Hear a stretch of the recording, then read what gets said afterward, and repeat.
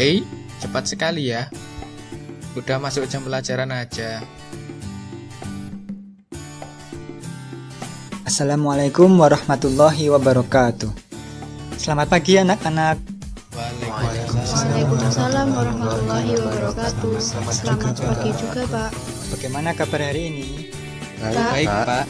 Mari kita awali pembelajaran pada pagi hari ini dengan berdoa terlebih dahulu supaya dimudahkan ilmu yang akan kita dapatkan nantinya.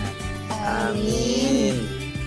Kepada ketua kelas, silakan pimpin doa terlebih dahulu. Baik, Pak.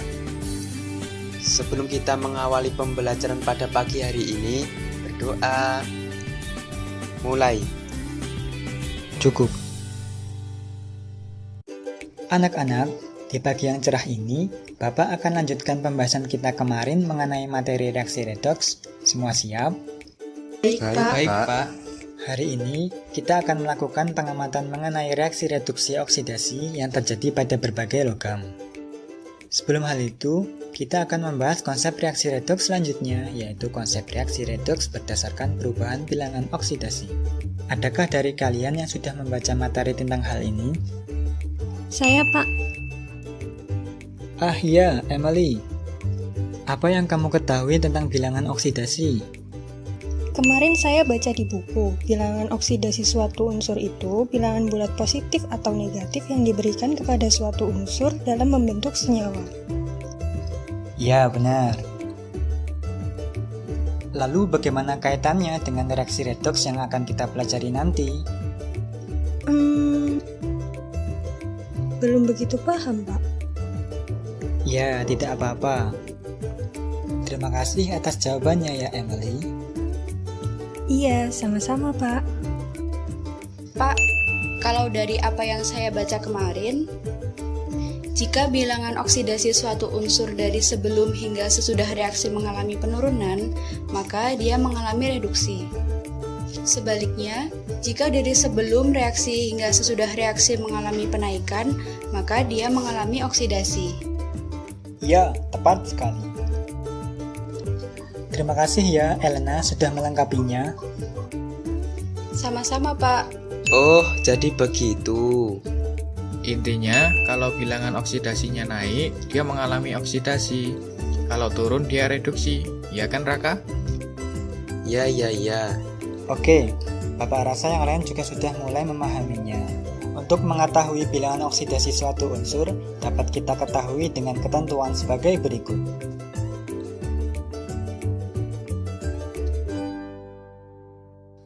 Baik, Pak.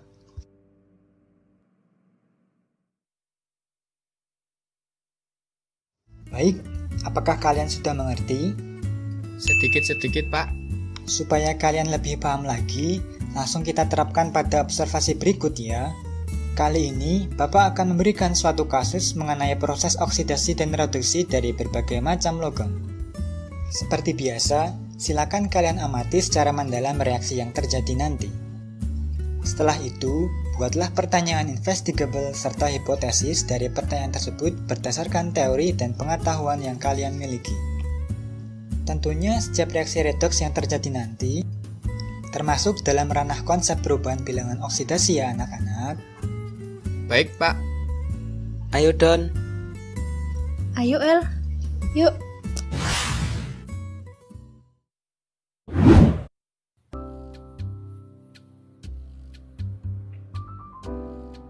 Logam yang diamati ada 6 ya? Iya, ada logam Sn, Fe, Mg, Cu, Zn, dan Ca. Tapi kok aku merasa asing ya? Itu nama-nama logamnya apa aja sih? Setauku Cu itu tembaga dan Zn itu seng. Sn itu timah, Fe itu besi, Mg itu magnesium, Cu itu tembaga, Zn itu seng, kalau Ca itu kalsium. Oh, begitu. Iya, Makasih ya, seperti Emily. itu, Don. Iya, Don. Hei, lihat. Logam magnesium langsung bereaksi ketika dituangkan asam klorida. Iya ya. Kenapa bisa seperti itu ya, teman-teman? Coba nanti kita bandingkan dengan logam yang lain. Ngomong-ngomong, Logam besi, tembaga, dan seng kemarin sudah pernah dibahas sama Pak Arya ya? Iya, itu kamu masih ingat? Iya, hihihi.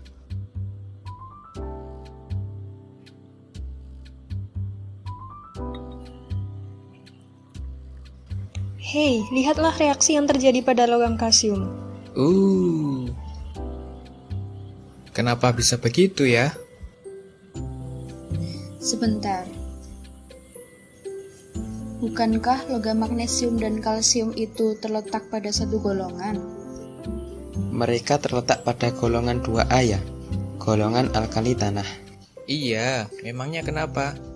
Kalau yang aku tahu, logam golongan alkali dan alkali tanah itu logam-logam yang reaktif. Bahkan pada logam golongan 1A, apabila terkena air saja sudah menimbulkan reaksi yang luar biasa. Oh, jadi itu sebabnya logam magnesium dan kalsium memberikan reaksi seperti itu.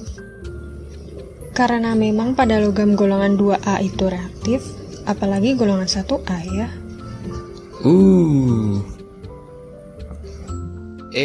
Ngomong-ngomong, sambil kita selesaikan observasi ini yuk. Ide bagus tuh, biar cepat selesai juga kan? Karena tadi variabel bebasnya berbagai macam logam, terus Variabel terkontrolnya, konsentrasi dan larutan yang sama. Dan variabel terikatnya yaitu terjadinya proses oksidasi pada berbagai macam logam. Jadi, pertanyaan investigable-nya, bagaimana pengaruh berbagai macam logam terhadap terjadinya proses reaksi redoks dalam larutan asam? Yap, bener tuh. Aku catat ya. Iya, Raka. Berarti sekarang kita menentukan hipotesisnya ya. Kira-kira mengapa ya logam-logam selain magnesium dan kalsium tidak begitu cepat bereaksinya? Lah, kan tadi karena mereka bukan termasuk logam golongan 2A, ya kan Raka?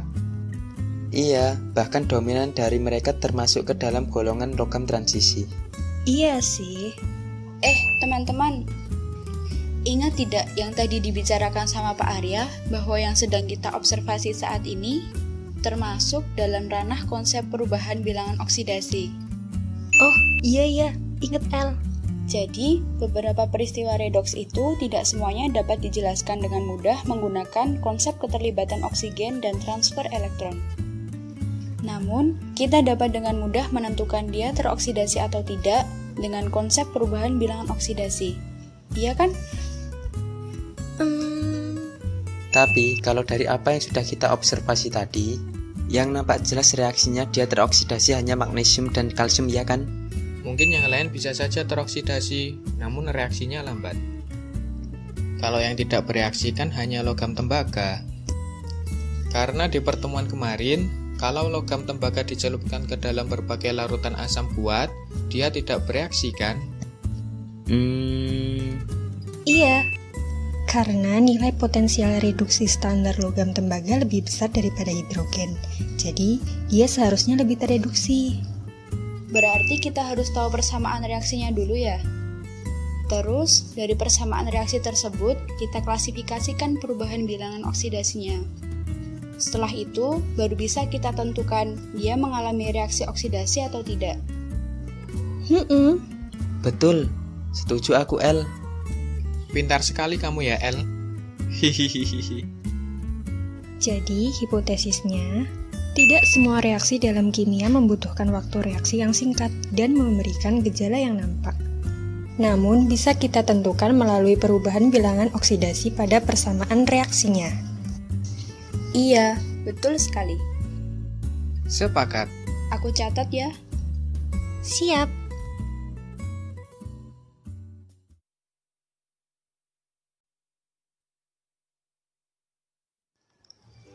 Apakah kalian sudah selesai? Sudah, Pak. Baik, coba sampaikan hasil observasi kalian. Adakah perwakilan dari kalian yang hendak menyampaikannya? Saya, Pak. Ya, silakan Raka. Jadi, pertanyaan investigable-nya menurut kami, bagaimana pengaruh berbagai macam logam terhadap terjadinya proses oksidasi logam dalam larutan asam? Ya, itu pertanyaan yang baik. Lalu hipotesisnya? Saya, Pak. Oh ya, silakan Elena. Jadi, menurut kami hipotesis dari pertanyaan investigable-nya yaitu tidak semua reaksi dalam kimia membutuhkan waktu reaksi yang singkat dan memberikan gejala yang nampak. Namun, suatu unsur yang teroksidasi maupun tereduksi bisa kita tentukan melalui perubahan bilangan oksidasi pada persamaan reaksinya. Ya, baik sekali. Memang pada reaksi kimia itu terkadang gejala perubahannya ada yang dapat teramati dengan jelas maupun samar. Hal tersebut bergantung pada reaktivitas dari masing-masing unsur tersebut. Selain itu, ada yang bereaksi dengan cepat maupun lambat. Bahkan, ada juga suatu reaksi yang dapat dipercepat maupun diperlambat dengan menggunakan katalis. Katalis? Iya, katalis. Jadi, dengan adanya katalis, kita dapat mempengaruhi waktu reaksi kimia tersebut. Besok di kelas 11, kita akan mempelajari hal tersebut ya anak-anak. Pak Arya kok seringnya begitu ya, Raka? Buat penasaran aja. Iya, Don. Aku kok semakin penasaran ya sama dia. Sama siapa? Sama katalis, El. Ya, Bapak sengaja seperti itu supaya kalian selalu termotivasi dalam belajar kimia ya anak-anak. Baik, Pak. Baik, Bapak rasa sekarang kalian sudah memahami permasalahan dari kasus yang Bapak berikan. Selanjutnya, mari kita tentukan bilangan oksidasi masing-masing unsur melalui persamaan reaksi kimianya ya anak-anak. Baik, Pak.